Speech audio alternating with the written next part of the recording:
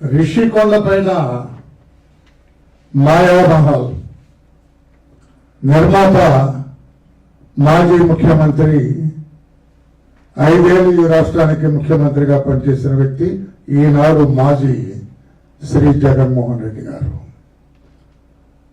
ప్రజల సొమ్ము దిగమింగి తాను తన భార్య శ్రీమతి భారతీదేవి గారు నివసించడం కోసం కట్టిన మాయామహల్ ఆ రిషికొండ పైన వెలిసింది. ఆయన పెదవుల పైన పేదల మాట, దయచేసి వినాలి మాట. జగన్మోహన్ రెడ్డి గారి పెదవుల పైన పేదల మాట, మనసులో మాత్రం శివుల మూట, ధనవంతుల బాట. పెదవి పైన పేదల గురించి, తానేదో పేదల పక్షపాతి అయినట్లుగా, కానీ అతని మనసులో, అతని అంతరంగంలో మాత్రం శివుల మూట, ధనవంతుల బాట. అందుకే అతను అనుకున్నాడు తన పదవి శాశ్వతం అనుకున్నాడు. దాదాపు 25-30 సంవత్సరాలు తాను ముఖ్యమంత్రిగా ఉంటాననుకొని తాను తన భార్య నివసించడం కోసం కట్టిన మాయామహల్ ఆ రిషికొండ పైన ఆయన నిర్మించింది. ఆ మాయామహల్ చూస్తే మనందరికీ అనిపిస్తుంది 500 కోట్ల రూపాయలతోటి ముఖ్యమంత్రి నివాస భవనం అండి. భారతదేశంలో కాదు, ప్రపంచ దేశాల్లోనే ఏ ముఖ్యమంత్రి కూడా అంత భవనాన్ని కట్టుకోలేదు. మన భారతదేశ పార్లమెంటు నిర్మించడానికి స్వాతంత్రం వచ్చిన 70 ఏళ్ల తర్వాత నిర్మాణం చేస్తే 700 కోట్లు ఖర్చు అయింది దానికి, పార్లమెంటు భవనానికి.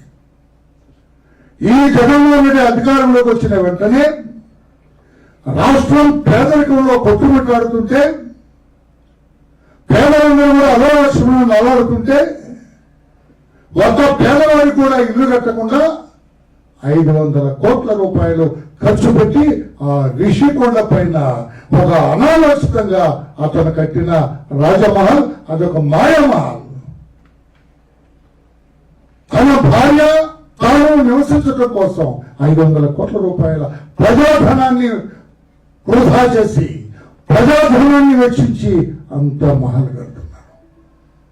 ఆ పర్యాటక శాఖ మంత్రి శ్రీమతి రోజా గారు క్షణానికి మాట్లాడు ఎందుకో మహల్ కడుతున్నారు, ఎందుకో బంగళా కడుతున్నారు, ఆవిడ ప్రారంభోత్సవం చేసే రోజు తెలియదు వాళ్ళకి. అధికారం పోతుందని తెలిసిన తర్వాత మార్చి 1వ తారీఖున మొన్న దాన్ని తూతూ మంత్రంగా ప్రారంభోత్సవం చేసి మళ్ళా ఫెన్సింగ్ చేశారు, ఏ మనిషి లోపలికి పోకుండా. ఆయన అంటారు విశాఖపట్నంలో ఒక మంచి భవనం లేదు, రాష్ట్రపతి గారు కానీ, ప్రధానమంత్రి గారు కానీ, ఇతర డిగ్నిటరీస్ ఎవరైనా విశాఖపట్నం వస్తే వాళ్ళు ఉండటానికి మంచి భవనం లేదు, అందుకే ఇది అన్నట్లుగా రాష్ట్ర ప్రజల్ని మోసం చేయడం. చీటింగ్ ఆమెకి కొత్త ఏం కాదు, అవలీలగా మాట్లాడేస్తుంది ఆమె మాయ మాటలు కూడా. ఆమె అంటారు, పైగా మళ్ళీ ఆమె అంటారు మళ్ళా ముఖ్యమంత్రి గారు క్యాంపు కార్యాలయంలో వాడదాం అనుకున్నది. అసలు పుట్టేంటి, ముఖ్యమంత్రి గారు మళ్ళా గెలుస్తారు, ముఖ్యమంత్రి గారు ఆయన భార్య శ్రీమతి భారతీదేవి గారు ఆ బంగళాలో ఉంటారు. అందుకోసమే పేదల సొమ్ము 500 కోట్ల రూపాయలు ఖర్చు పెట్టి ఆ భవనాన్ని నిర్మించారు. ఆ భవనం తమ్ముడు మీరు ఎవరు వెళ్ళలేదుగా, ఎవరో చెబుతున్నారు నాకు. బాల్కనీ ఉందట అక్కడ, బాల్కనీలో కూర్చుంటే సముద్రం అలలు ఈ బంగాళా మీదకి వచ్చినట్టు వచ్చి మళ్ళా ఇట్లా వెనక్కి వెళ్ళిపోతాయట. అంటే భారతీదేవి గారు, జగన్మోహన్ రెడ్డి గారు అక్కడ బాల్కనీలో కూర్చొని పిలిస్తే సముద్ర అలలు దగ్గరకు వస్తాయి, ఇటు వెళ్ళిపోతే వెళ్ళిపోతాయట. ఆ రకంగా నిర్మించారు. అందుకే నేను అన్నాను అదొక మాయామహల్, జగన్మోహన్ రెడ్డి గారి మాయామహల్ అది. నేను అంటున్నాను my dear friend Jaganmohan Reddy గారు, ఈ 500 కోట్ల రూపాయలు ఇక్కడ బంగ్లాలో ఖర్చు పెట్టకుండా వెళ్ళినప్పుడు విశాఖ వెళ్ళినప్పుడు ఆ సర్క్యూట్ హౌస్ లో మీరు ఉంటే, లేకపోతే ఆ పార్క్ హోటల్లోనో హోటల్లోనో అదేదో ఉంది కదా మన వరుణ్ హోటల్ ఏంటి హోటల్లోనో ఉంటే సరిపోయేది కదా. ఈ 500 కోట్ల రూపాయలతోటి 25,000 మందికి పేదలకు ఇల్లు కట్టేవాడిని. 25,000 మంది పేదలకి ఇల్లు నిర్మాణం అయ్యేది. 2 లక్షల రూపాయలు ఖర్చు పెడితే ఒక్కొక్క ఇంటికి 25,000 మంది ఇల్లు నిర్మించడం గొప్ప. నీవు నీ భార్య నివసించడం కోసం అది అప్పుడప్పుడు వెళ్తారట. పోనీ అక్కడ నివాసం కూడా కాదు, అప్పుడప్పుడు వెళ్ళి ఉండటానికి 5 కోట్ల రూపాయలతో ఇల్లు కడితే ఏమిటైనా నువ్వు ఏ రకంగా పేదల మనిషివి? నువ్వు మదించిన ధనవంతుడివి. నువ్వు మదించిన ధనవంతుడివి. నువ్వు నీ మాట, నీ బాట, నీ ఆలోచన, నీ ప్రతి అడుగు ధనవంతుల పక్షాన నిలిచింది. నీ పెదవులు మాత్రం పేదవాడి గురించి మాట్లాడతాయి. ఆ విషయాన్ని గ్రహించారు రాష్ట్ర ప్రజలందరూ. ఓహో, వీడు మాట మనది, చేతలన్నీ వాళ్ళవి. రాష్ట్ర ప్రజలందరూ గమనించారు. మీకు సరైన సమయంలో వాత పెట్టారు. 11 సీట్లకి పరిమితం చేశారు.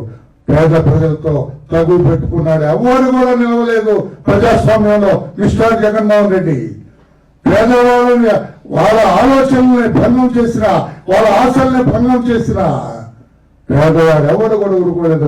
సరైన సమయంలో కీలరికి వాత పెట్టాడు. చిచి, ఇతను మన పక్షం కాదు, ధనవంతుల పక్షం. ఇతను మనవాడు కాదు, వాళ్ళవాడు. పేదవాడి పక్షం కాదు, ధనవంతుల పక్షం ఇతను అని నీకు వాత పెట్టి 11 సీట్లకి పరిమితం చేశారు. ఏంటండి వీళ్ళ భార్యాభర్తల ఆశా సౌధం అది.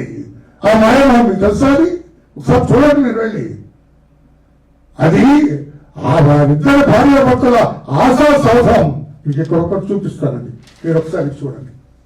కెమెరా పెట్టామా? వస్తుందా? చూడు, ఇది వస్తుందా? చూడు, ఇక్కడ చూడు. ఇదిగో ఇది బాత్ టబ్. ఇది ఇందులో స్నానం చేస్తారు. స్నానం చేసినప్పుడు అందులో పడుకొని స్నానం చేస్తారు. దీని ఖరీదంతో నవ్వుతున్నాను. దీని ఖరీదంతో తెలుసా తమ్ముడు? 45 లక్షల రూపాయలంట. అదేంటో నాకు అర్థం లేదండి. బంగారం పాత టబ్ అది. అడుగులో ఉన్న బంగారం పూసారా? లోపల ఉన్న బంగారమా? ఈ ఒక్క టబ్బు నాకు ఇస్తే బ్రహ్మాండమైన ఇల్లు కట్టుకుని హాయిగా ఉండేవాడిని. నేను భార్యాభర్తతో ఒక బాత్ టబ్ నాకు ఇవ్వయా జగన్మోహన్ రెడ్డి గారు. ఈ ఒక్క బాత్ టబ్ ఇచ్చే మామూలు బాత్ టబ్ పెట్టుకోను, అది నేను ఇస్తా. మామూలు బాత్ టబ్ విశాఖపట్నంలో ఇది ఉంటుంది కదా, ఏం షాప్ అంటారు దాన్ని, ఇవన్నీ ఇచ్చేది హార్డ్వేరా, శానిటరీ. Yes, good. ఈ శానిటరీ షాప్ ఉంది వెంకట్రావు. ఆ షాప్ లో ఒక బాత్ టబ్ నీకు ఇస్తా. ఈ బాత్ టబ్ నాకు పెద్ద ఇల్లు కట్టుకుంటాను నేను. నీ పేరు వస్తా ఇంటి మీద జగన్ మహల్ అని, నా ఇంటి మీద ఇస్తావా? ఈ బాత్ టబ్ ఇస్తే ఉపాధిగా ఏమీ రాచరికమయ్యా అనేది. ఇదివరకు ఈజిప్టియన్ రాజు ఉండేవాడట. వాడి కమలు కూడా బంగారం అట. నీకు వాడికి తేడా ఉందా? నీ బాత్ టబ్ 45 లక్షలు, వాడి కమలు కూడా 45 లక్షలే. ఈజిప్టియన్ కింగ్ అనువేమన్నా ఇంకో మాట అనొచ్చు అన్నాడు. ఈజిప్టియన్ కింగ్వా జగన్మోహన్ రెడ్డి గారు? ఇది అందుకే పేద ప్రజలు నిన్ను అసహించుకున్నారు. పేద ప్రజలు నిన్ను ఈసరించుకున్నారు. వద్దు, ఈ ధనవంతులు, ఈ మదించిన ధనవంతులు మాకు వద్దన్నారు. మీకు కనపడిందా ఇది టబ్ తమ్ముడు? This is the tub, bath tub, cost 45 lakhs. ఎవరితో నాకు తెలిసి అమ్మాయి ఇంట్లో ఉందా ఇది? I don't think. చెవుల్లో మళ్ళా చెబుతాను. ఈ ఫ్లోరింగ్ చూసారా? ఇదంతా ఈజిప్ట్ నుంచి వచ్చిందంటే ఫ్లోరింగ్ అంతా, నాట్ ఫ్రమ్ దిస్ కంట్రీ. ఆ మకాన్ ఏదో ఉంది కదా రాజస్థాన్, అక్కడి నుంచి కాదు ఇది వచ్చింది. ఈజిప్టియన్ మార్బుల్స్ అంట. ఏం అవసరం వచ్చింది జగన్మోహన్ రెడ్డి గారు? పేదవాళ్ళ పక్కన అలో లక్ష్మణ అని పేదరికంతో డొక్క మార్చుకొని పేద ప్రజలంతా ఉంటే వాళ్ళ గురించి పట్టించకుండా you need Egyptian marble for this. మీ ఇద్దరు నడవటానికి మీ ఇద్దరు ఒక గదిలో ఎక్కడో ఉంటారు. మీ ఇద్దరు మీకంటే మార్పులా? This is Egyptian marble. ఈ కారిడార్ చూసారా? This is the corridor. నాకు తెలిసి నేను కూడా ఢిల్లీలో హోటల్స్ చూశాను, బాంబేలో హోటల్స్ చూశాను. ఆ 5 స్టార్ 7 స్టార్ హోటల్లో కూడా ఇటువంటి కారిడార్ లేదు. తమ్ముడు వినాలా? ఇది పేదలకి కడుపు ఎలా కొట్టారో, పేదల్ని ఎలా మోసం చేశారో, పేదలను ఎలా అన్యాయం చేశారో, పేదల సొమ్ముతో ఇతను ఎంతో చర్చ చేయాలనుకున్నాడో ఒక్కసారి ఆలోచించండి. ఈ కారిడార్ నాకు తెలిసి ఏ 5 స్టార్ హోటల్లో కూడా లేదు భారతదేశంలో. ఈ జగన్మోహన్ రెడ్డి గారి మాయామహల్లో ఉంది. ఆయన భార్య భారతీదేవి గారు నివసించడం కోసం పేదల పొట్టగొట్టి, పేదల కడుపు మంటల్లో నుంచి, పేదల చెమటలో నుంచి కొట్టేసిన డబ్బుతోటి 500 కోట్లు ఖర్చు పెట్టి కట్టారని చెప్పిన తెలుస్తుంది. ఇంకొకటి ఇది నాకు పూర్తిగా అర్థం కాలేదు, నాకు అర్థమైనంత వరకు చెప్తా. ఇవి చూసారా ఈ నాప్స్? ఆ టబ్బు దగ్గర, ఈ టబ్బు దగ్గర నాప్స్, ఈ బాతు టబ్బు దగ్గర నాప్స్ అటండి లక్షల రూపాయలు ఖరీదండి. ఈ నాప్స్ 3 పేదవాడు ఇల్లు కట్టుకోవచ్చు. నాప్స్ అంటే తిప్పుతాం కదా, గోల్డవి బోట్లు. ఇవి గోల్డ్ అది ఎంత ఖరీదు అవుతుంది? ఆ బోట్లు తిప్పుతారుగా. వేడి నీళ్ళు కావాలంటే, చన్నీళ్ళు కావాలంటే, ఈ 2 కలిపి నీళ్లు కావాలంటే ఇవి వస్తాయి టబ్బులో. ఎంత ఖర్చు పెట్టి కట్టండి నేను అడుగుతున్నాను. పైగా నిన్న వారు సెలవిస్తారు, ఎవరు గౌరవ పర్యాటక శాఖ మంత్రి గారు, ఏం పేరు, మాజీ రోజా గారు, వారంటారు విశాఖపట్నం వస్తే రాష్ట్రపతి గారు వచ్చినా, ప్రధానమంత్రి గారు వచ్చినా సరైన బంగళా లేదు. ఏమమ్మా, స్వాతంత్రం వచ్చి 70 సంవత్సరాలైనా రాష్ట్రపతి గారు ఎప్పుడు వచ్చినా విశాఖపట్నం ఉన్నారు, సంతోషంగా వెళ్ళిపోయారు. ప్రధానమంత్రి గారు ఎన్నోసార్లు విశాఖపట్నం వచ్చారు, హ్యాపీగా మీ అందరు వీడుకోబెట్టి పంపించారు. గవర్నర్, సీఎం, మీకే ఇంకా 500 కోట్లతో భవనం కావాలా?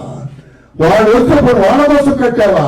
కాదే, సీఎం గారు ప్రెసిడెంట్ ఆఫ్ ఇండియా ఎట్లా వస్తారు అక్కడికి? అంటే నోటికి ఏది వస్తే అది మాట్లాడుతున్నారు. నోటికి ఏది వస్తే అది మాట్లాడే మీరు ఎలాగని చెప్పి కూడా నేను తెలియజేస్తున్నా. పేదల కడుపు కొట్టి తయారు చేశారు మీరన్నా. ఎక్కడెక్కడో విదేశాల్లో కూడా ఇటువంటి నివాస గృహం చాలా అరుదుగా ఉంటాయని చెప్పి కూడా నేను తెలియజేస్తున్నా. దీనికంటే ఆరోగ్యశ్రీ 100 కోట్ల పైన మీరు బాకీ పడ్డారు. ఆరోగ్యశ్రీ ఆగిపోయింది. ఏమైనా పేదవాడు అలో లక్ష్మణ అనే అనారోగ్యంతో పెట్టలాగా చచ్చిపోతున్నారు.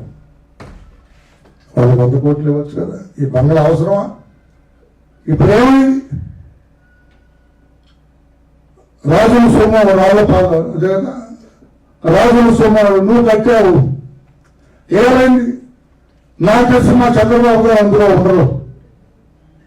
దాన్ని ఏదో ఆయన ఆలోచన, ఆయన ఇదంతా చేసి దాన్ని ఏదో చేయాలి. మరి ప్రజల సొమ్ము కదా, దాన్ని ఉపయోగపడేందుకు చేయడం, ఏదో దాన్ని ఏదో చేయాలి. ఒకటే ఇప్పుడు నేను ఎందుకు ప్రెస్కొచ్చానంటే అది మాట్లాడాలనే ఉద్దేశం లేదు. కానీ మాట్లాడకపోతే మీరేమనుకున్నారు? శాశ్వతంగా భార్యాభర్తల బంగ్లాలో ఉండొచ్చు అనుకున్నారు. అంటే ప్రజాస్వామ్యాన్ని మీరు అధైర్యపరిచినట్లు లెక్క.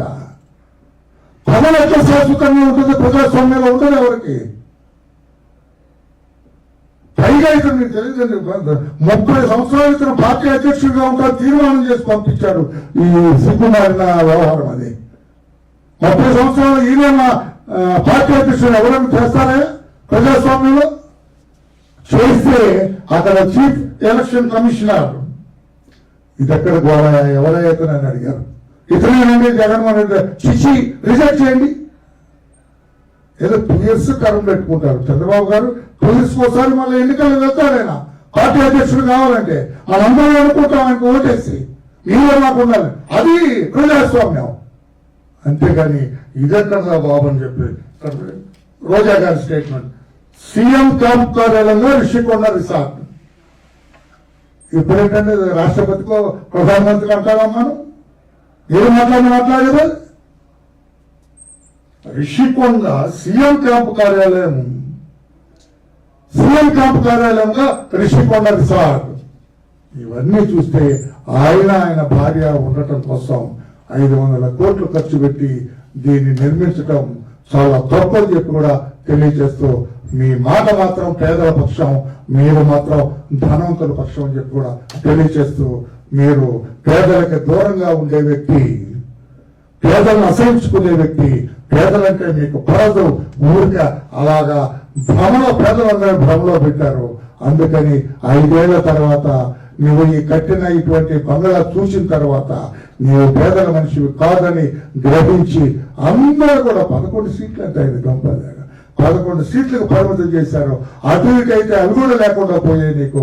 అందుకే పేదలతో పెట్టుకున్నావు, పతనం అయిపోయావని చెప్పి కూడా జగన్మోహన్ రెడ్డికి తెలియజేస్తూ, ఈ రకంగా ఆలోచన రహితంగా ఈ రోజున ఆయన బదనామయ్యాడు, ఆ మంత్రి ఆమె బదనామైంది, ఎంపీలు ఎమ్మెల్యేలు అందరూ కూడా బదనామైపోయారు. ఇది ఎక్కడి న్యాయం, ఇది ఎక్కడ ధర్మం అని చెప్పి కూడా జగన్మోహన్ రెడ్డి గారిని అడుగుతూ, మీరు పేదల పక్షం అని చెప్పి మాట పేదల పక్షమే కానీ మీరు అసలు శిశులైన ధనవంతుల పక్షపాతి అని చెప్పి తెలియజేస్తూ, ఏమండి మీరు కట్టుకోవాలనుకుంటే 43,000 కోట్ల రూపాయలు ఉన్నాయి మీ దగ్గర. సిబిఐ చెప్పింది కదా 11,000 కోట్ల రూపాయలు ఆన్ ఫండ్ చేశామని. అందులోంచి ఖర్చు పెట్టుకోవచ్చు కదా, అందులోంచి మంచి ఇల్లు కట్టుకోవచ్చు కదా విశాఖపట్నంలో ఉండాలంటే. అంటే ప్రజాస్వామ్యాన్ని కూడా ఇతను ఎగతాళి చేశారు, ఈ మనిషి హేళన చేశారు, ఈ మనిషి రాజకీయాల్లోకి అసలు పనికిరాడు ఇతనని చెప్పి కూడా తెలియజేస్తున్నా. రాజ్యాంగాన్ని గౌరవించిన వ్యక్తి, ప్రజాస్వామ్యాన్ని గౌరవించిన వ్యక్తి రాజకీయాల్లో కూడా అనర్హుడు అని చెప్పి కూడా నేను తెలియజేస్తున్నా. Thank you everybody.